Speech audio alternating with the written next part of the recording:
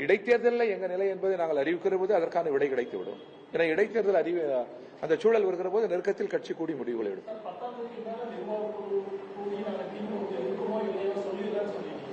Sir 10-11 கூட்டம் நடைபெற்றுக் கொண்டிருக்கிறது. நேற்று ஒரு முடிவை நாங்கள் எடுத்திருக்கிறோம். அதைதான் நான் உங்ககிட்ட சொன்னேன். இன்றுள்ள அரசியல் சூழலில் ஒரு கூட்டணியில் அணி சேர்ந்து இயங்கும் சூழல் இல்லை.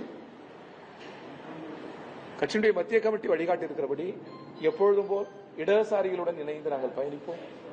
நாட்டின் பொது நலனில், உழைக்கும் மக்களின் கோரிக்கைகளில் ஜனநாயக சக்திகளுடன் இணைந்து நாங்கள் பயணிப்போம். மீண்டும் அழுத்தமாக சொல்கிறோம், திமுக, அதிமுக, தவேக ஜனநாயக சக்தியாக தான் இந்திய கம்யூனிஸ்ட் கட்சி மதிப்பீடு செய்கிறது.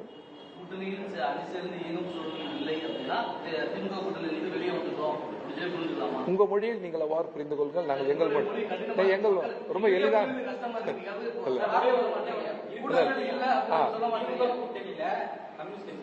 ஒரு பரபரப்பான செய்திக்கு நீங்க சொல்றீங்க. நாங்க நல்ல இல்ல கம்யூனிஸ்ட் கட்சிக்கு இல்ல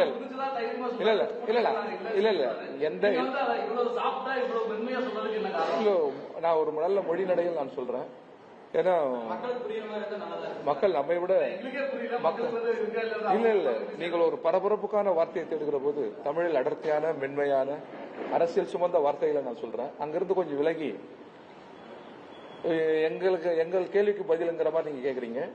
திமுக கூட்டணியில் இன்றுள்ள சூழலில் இடம்பெற இயலாது. போதுமா? ஓகே. இன்னும் கூட பட்டவார்த்தம் வேணுமா?